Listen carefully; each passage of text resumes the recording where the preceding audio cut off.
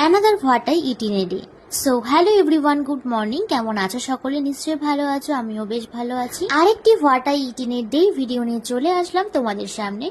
So সকাল সকাল ঘুম থেকে উঠেই কিন্তু প্রথমে এক গ্লাস গরম জল খেয়ে দিনটাকে আমি শুরু করি। তারপর খেয়ে নিলাম কিছু ড্রাই ফ্রুট, আর ড্রাই ফ্রুট খেয়ে কিন্তু আমি চলে আসি এখানে রান্না বান্না করতে, মানে সকালের ব্রেকফাস্টটা বানাতে। আর আজকে সকালের ব্রেকফাস্টে বানিয়েছিলাম তড়কা ডাল আর রুটি। ব্রেকফাস্ট কমপ্লিট করে নিয়ে চলে যাই লাঞ্চ মেনু রেডি করতে। আর আজকের লাঞ্চ মেনুতে ছিল গরম গরম ভাত, কাঁচা কলা ভাজা, আর এখানে সজনে বেগুন দিয়ে পোস্ত, আম ডাল, সাথে ছিল স্যালাড। বিকেলে একটু ফল কেটেছিলাম, তো সেটাই খাচ্ছিলাম, আর সাথে খেয়েছিলাম কিন্তু একটা ডেইরি মিল্ক। আর আজ যেহেতু ছিল ভোটের রেজাল্ট, সেই জন্য কিন্তু টিভি খুলে কিন্তু রেজাল্ট দেখার জন্য বসে পড়েছি।